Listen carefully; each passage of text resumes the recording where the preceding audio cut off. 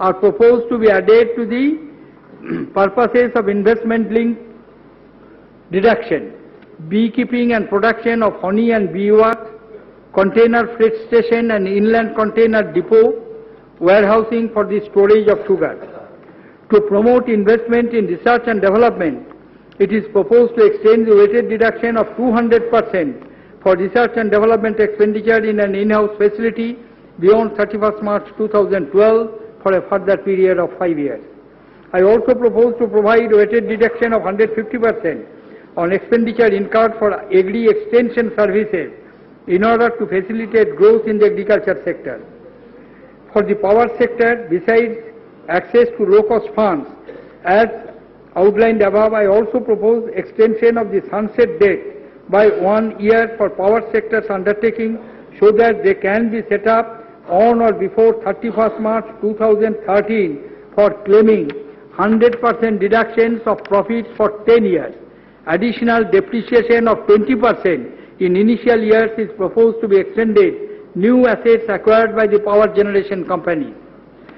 For small and medium enterprises, the turnover limit for compulsory tax audit of accounts as well as presumptive taxation is proposed to be raised from 60 lakh to rupees 1 crore.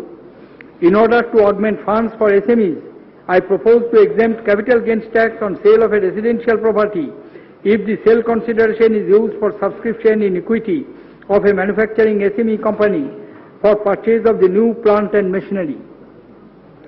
Considering the shortage of the skilled manpower in the manufacturing sector and to generate employment, I propose to provide weighted deduction at the rate of 150% for expenditure incurred on skill development in the manufacturing sector in accordance with the specified guidelines.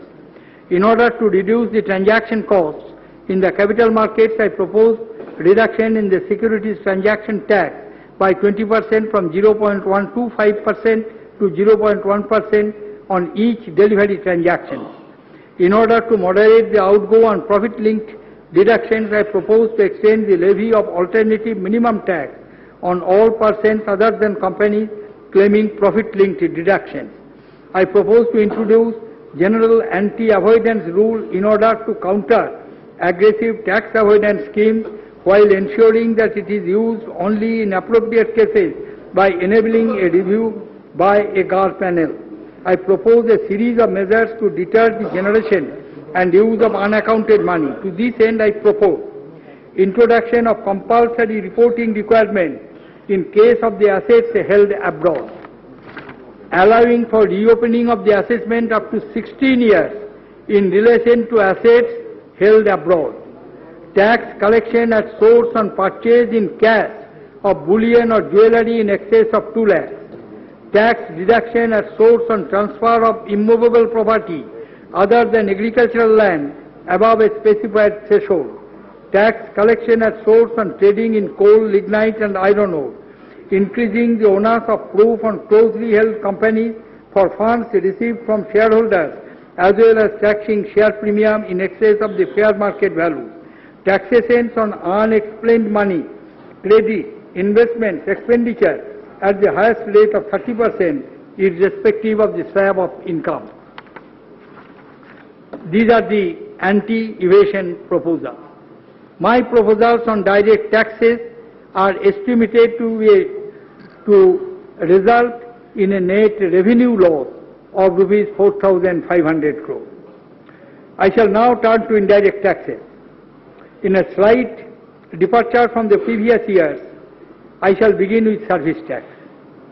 At the end of June this year, the service tax will attain adulthood by completing 18 years. It is therefore time to shift the gears and accelerate ahead. However, the service tax needs to confront two important challenges to sustain the journey. These are the share of services in the taxes remains far below its potential. There is a need to widen the tax base and strengthen its enforcement. Service tax law is complex and sometimes avoidably different from central excise. We need to bring the two as close as possible in the light of our eventual goal of transition to GST. I have attempted to address both these issues this year. Last year I had initiated a public debate on the desirability of moving towards taxation of services based on a negative list. In the debate that continued for the better part of the year, we received overwhelming support for this new concept. It has been perceived both as sound economics and prudent fiscal management.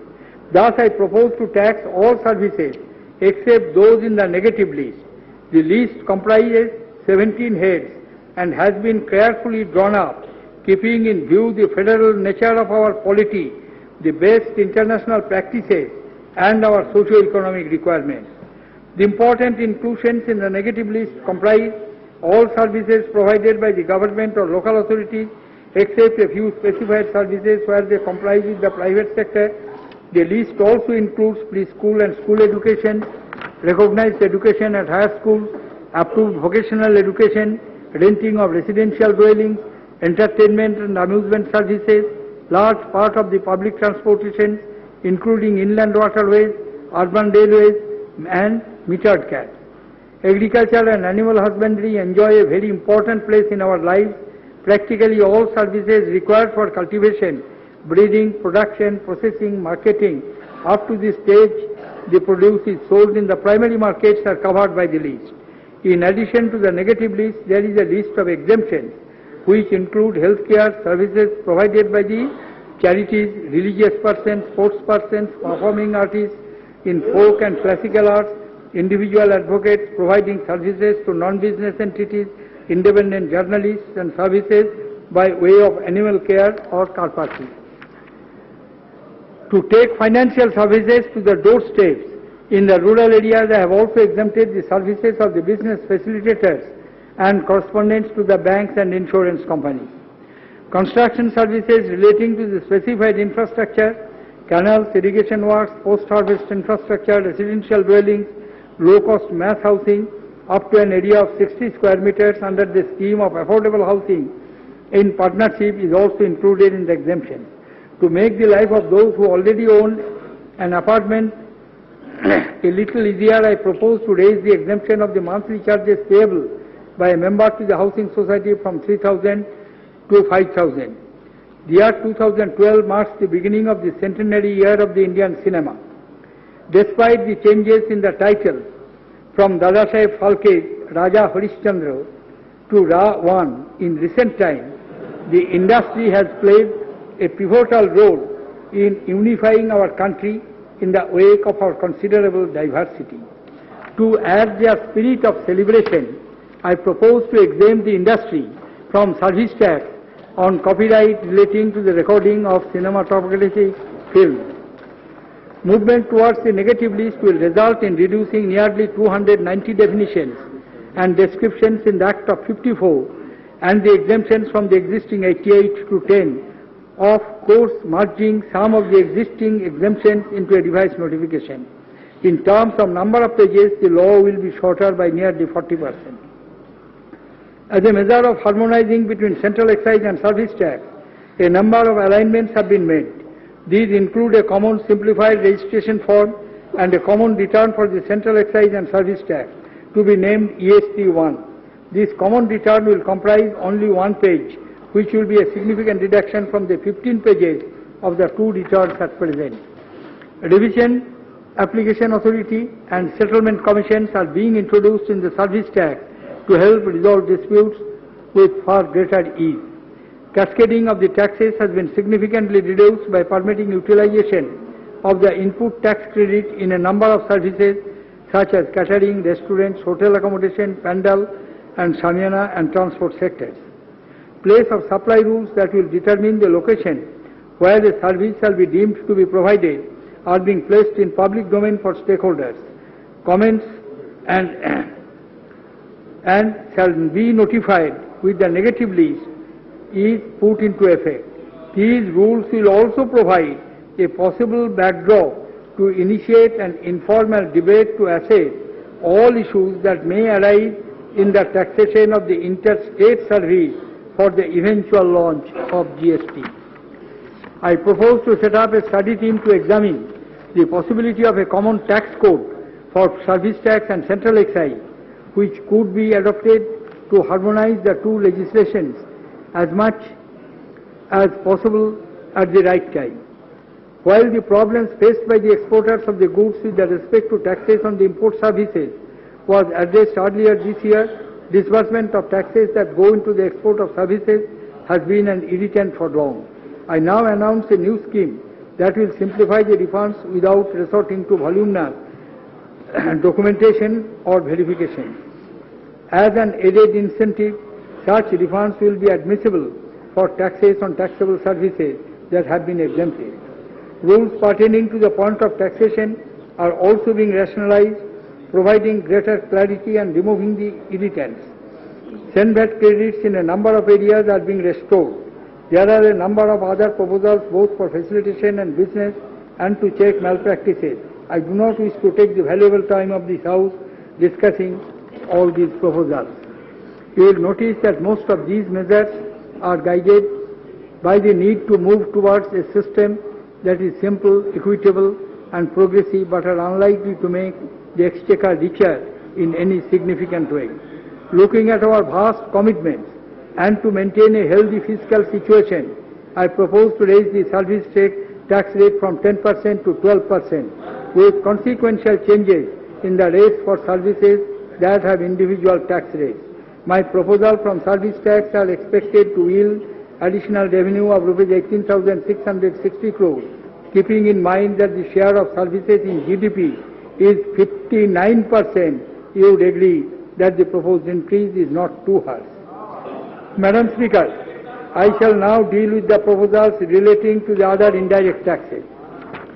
In the wake of the global financial crisis in 2008-9, the standard rate of excise duty to non-petroleum goods was reduced from 14% to 8% in a phased manner. This rate was raised from 8% to 10% in the budget of 2010-11. Given the imperative for the fiscal correction, I propose to now raise the standard rate from 10% to 12%, the merit rate from 5% to 6%, lower merit rate from 1% to 2%. However, the lower merit rate on coal, fertilizers, mobile phones, precious metals, jewellery is being retained at 1%.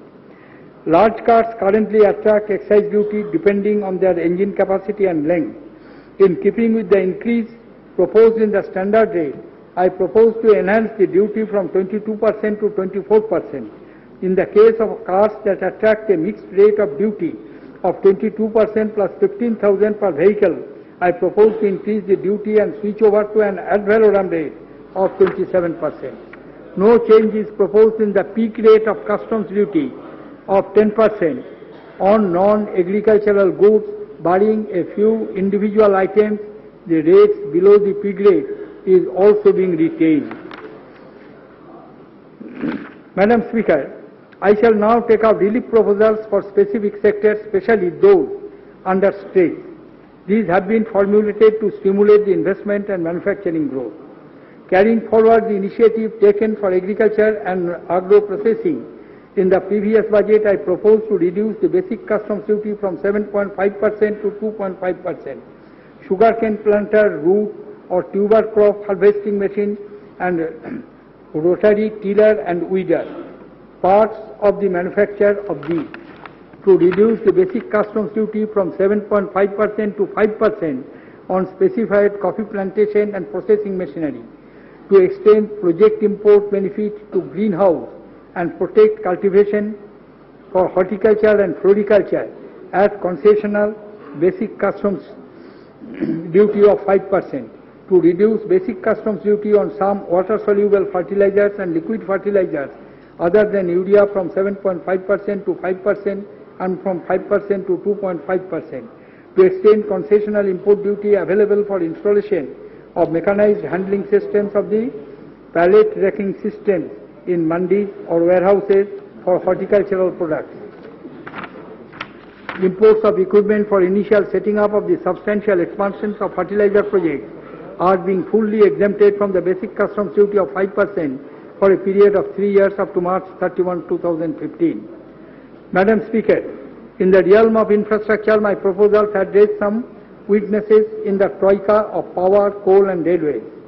Domestic producers of thermal power have been under stress because of the high prices of coal. I propose to ease the situation by providing full exemption from the basic customs duty and a concessional CVD of 1% to steam coal for a period of 2 years till March 31, 2014. Full exemption from the basic duty is also being provided for the following fuels for power generation: natural gas and liquefied natural gas, uranium content, sintered uranium dioxide, and natural and pellet form. Better surveying and prospecting of the minerals are essential for improving the productivity and efficiency of our mining sector. I propose to reduce the basic customs duty on machinery and instruments for surveying and prospecting from 10% to 7.5% to 2.5%. In addition, full exemption from the basic customs duty is being provided to coal mining projects. Over the next 5 years, Indian Railways are undertaking 2 major projects for passenger safety and better service delivery. These are the installations of the train protection and warning system and upgradation of the track structure for higher speed trains. I propose to reduce the basic customs duty on equipment required for their implementation from 10% to 7.5%. Full exemption from the import duty on specified equipment imported for road construction by contractor of Ministry of Road Transport and Highways, National Highways Authority and state government is also being extended to the contracts awarded by the Metropolitan Development Authorities. Tunnel boring machines and parts for their assembly are covered by this exemption. I propose to allow their import free of duty without end-use condition. India has potential for establishing itself as a hub of the third-party maintenance, repair and overhaul of civilian aircraft. To actualize this potential, I propose to fully exempt from basic customs duty parts of the aircraft and testing equipment imported for this purpose. As a measure of support to the airline industry, it is also proposed to fully exempt both new and retreaded aircraft tires from the basic customs duty and excise duty. My proposals for the manufacture sector that needs support at this juncture seek to provide relief through the cost reduction of the raw materials, input, components and capital goods. To encourage enrichment of the low-grade iron ore, of which we have huge reserves, I propose to reduce the basic customs duty on plant and machinery imported for setting up for substantial expansion of iron ore pellet plants or iron ore beneficiation plants from 7.5% to 2.5%.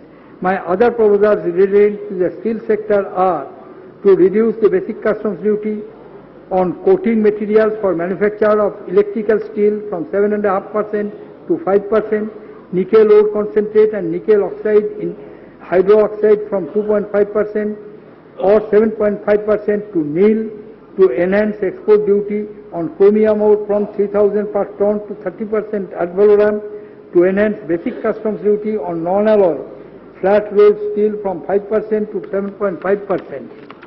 Our textile industry, especially for the weaving sector, urgently needs to modernize. I propose to fully exempt automatic shuttle-less looms from the basic customs duty of 5%. Similarly, full exemption from the basic customs duty is being accorded to automatic silk reeling and processing machinery as well as its parts. It is also proposed to restrict these exemptions and the existing concessional rate of basic customs duty of 5% only to new textile machinery. Second-hand machinery would now attract basic duty of 7.5%. Other proposals on textiles are to reduce the basic customs duty on wool waste and wool top from 15% to 5%, reduce the basic customs duty on titanium dioxide from 10% to 7.5%, extend full exemption from the basic customs duty to armid yarn and fabric used for the manufacture of the bulletproof helmets.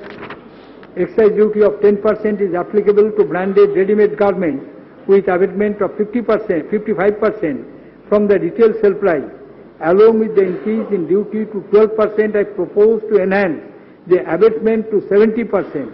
As a result, the incidence of duty as a percentage of the retail sale price would come down from 4.5% to 3.6%. Our MSME sector is fertile ground for the production of the low-cost medical devices. In order to provide impetus to this sector, I propose to reduce the basic customs duty to 2.5% with concessional CVD of 6% on specified parts, components and raw materials for the manufacture of some disposables and instruments. Full exemptions from the basic customs duty and CVD is also being extended to specified raw materials for the manufacture of the coronary stents and heart valves. These concessions should be subject to actual users' consideration.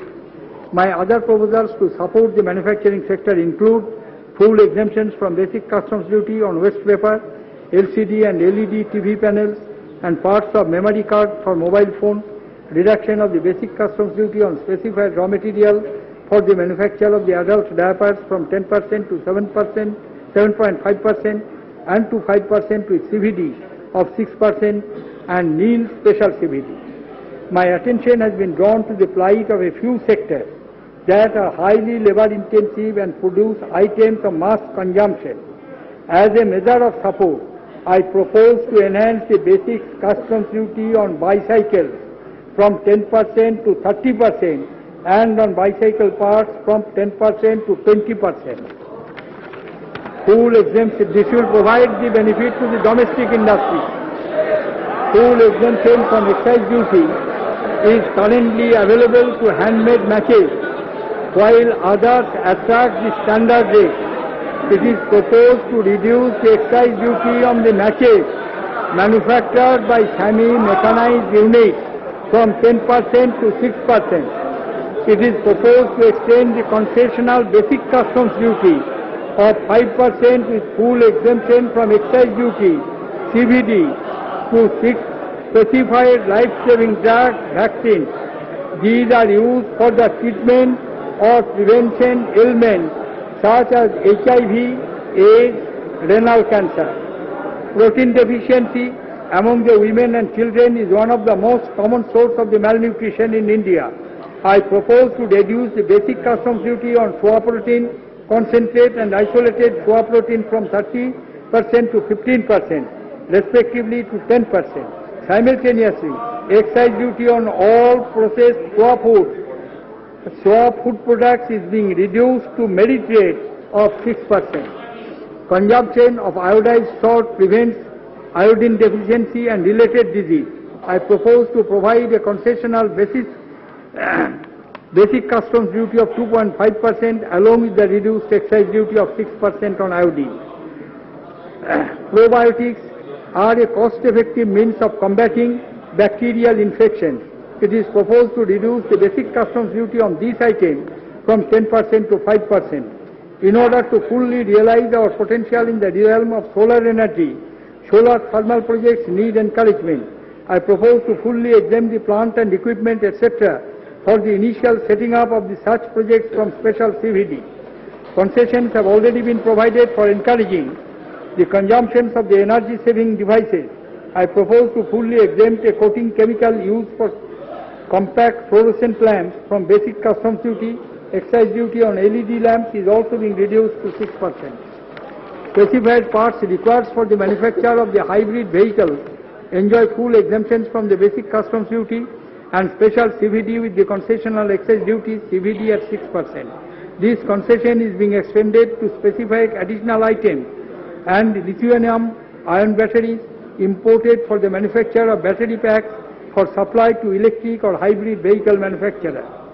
One of the primary drivers of the current account deficit has been the growth of almost 50% in imports of gold and other precious metals in the first 3 quarters of this year. I have been advised to strengthen the steps already taken to check this trend for better results.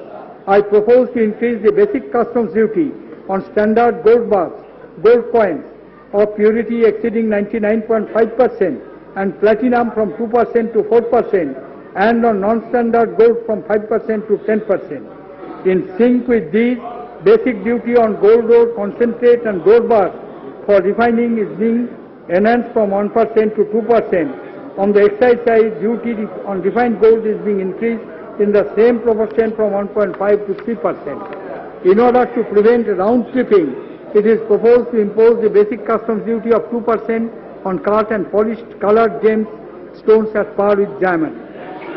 Madam Speaker, I shall now take up the proposals on demerit goods. I propose to increase the basic excise duty on cigarettes of more than 65 mm length by adding ad valorem component of 10% to the existing specific rates. The ad valorem duty would be chargeable on 50% of the retail sale price declared on the pack. I also propose to carry out a nominal increase in the basic excise duty of hand-rolled bidis from 8 rupees to 10 rupees per thousand and non-machine rolled bidis from 19 rupees to 21 rupees per thousand. The existing exemption available to hand-rolled bidis for clearances up to 20 lakh bidis per annum is being retained. Pan masala, gutka, chewing tobacco, unmanufactured tobacco and Jorda scented tobacco in pouches are leviable to excise duty under the compounded levy scheme. The rates of duty specified per packing machine for these items are being stepped up, taking into account the improvements in the efficiency of the machines used by this industry. Crude petroleum oil produced in India affects a sales of 2,500 per metric ton under the Oil Industries Development Act. This rate was last visited in the budget of 2006-07. As a measure of indexation, I propose to increase the rate of sales to rupees 4,500 per metric ton. Completely built units of large cars, SUVs having engine capacity above a prescribed threshold and whose value exceeds $40,000 per vehicle are permitted for import without type approval. Basic customs duty on such vehicle is being enhanced from 60% to 75% ad valorem. Packaged cement, whether manufactured by mini cement plants or others, attracts differential excise duty depending on the retail sale price per bag. It is proposed to prescribe a unified rate of 12% plus 120 rupees per metric ton for non-mini cement plant and 6% plus 120 per metric ton for mini cement plant. It is proposed to change this duty on the retail sale price less abatement of 30%. Madam Speaker, the House would recall I had reintroduced a levy of the excise duty of 1% on branded precious metal jewellery in the last budget. As a measure of rationalization, I propose to include jewellery not bearing a brand name under its ambit. However, to simplify the operation and minimize its impact on the small artisans and goldsmiths, I propose to change this duty on tariff value equal to 30% of the transaction value, to extend small-scale exemptions up to annual turnover not exceeding rupees 1.5 crores for units having a turnover below 4 crores in the previous year, to compute turnover on the basis of the tariff value, and to place the onus of registration and payment on the person who gets jewellery manufactured on job work. I propose to fully exempt branded silver jewellery from excise duty. Building on commercial vehicle bodies is currently exempt from excise duty. In lieu of this, a duty at specified rate of 10,000 is being charged on the chassis in addition to the applicable ad valorem duty. This duty structure is regressive. It is proposed to convert the specific component of duty to an ad valorem rate of 3%. In the last budget, excise duty on the exemptions on ships and vessels, including dredgers, was withdrawn. According to CVD, of 5% became leviable on their import. As the intention was not to levy this duty on the import of the foreign-going vessels, I propose to exempt such vessels from CVD retrospectively. However, to ensure that ships, vessels and dredgers manufactured in India do not face disability vis-à-vis a foreign-going ships converting into coastal vessels, necessary safeguard is being provided. Baggage allowance for the Indian travellers abroad was last revised in 2004. I propose to increase the duty-free allowance for eligible passengers of Indian origin from 25,000 to 35,000 and for children up to 10 years from 12,000 to 15,000.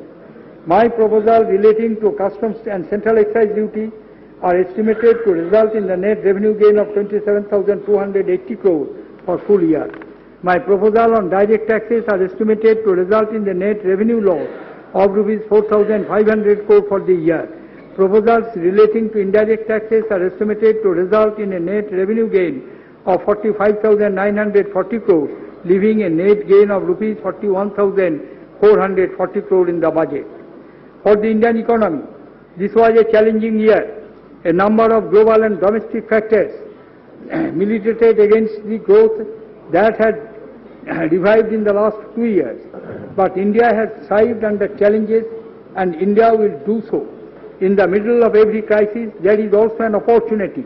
It is an opportunity to rethink, reassess, and make way for new ideas and policies. It is in this spirit that I approach the budget of this year. The aim is to create an enabling atmosphere for corporates, farmers, workers, entrepreneurs to take initiative for robust growth. The aim is also to ensure that the benefit of growth reach all sections of population. India stands on the brink of a major resurgence. Whether or not today's announcement make tomorrow's morning's headlines matters little, as long as they help in shaping the headlines that describe India a decade from now. Madam Speaker, with these words, I commend the budget to the House. Item number 2, Shri Pranab Mukherjee. Madam Speaker, with your permission, I beg to present a statement of the estimated receipts and expenditure of the Government of India for the year 2012-13. Item number 3, Shri Pranab Mukherjee. Madam Speaker, I beg to lay on the table the following statements under Section 3(1) of the Fiscal Responsibility and Budget Management Act 2003. 1. Macroeconomic Framework Statement, Medium-Term Fiscal Policy Statement, and Fiscal Policy Strategy Statement. Item number 3. Madam Speaker, I beg to present a statement of the estimated receipts and expenditures of the Government of India. I'm sorry. Introduce. Madam Speaker, I beg to move for leave to introduce the Finance Bill 2012. Please sit down.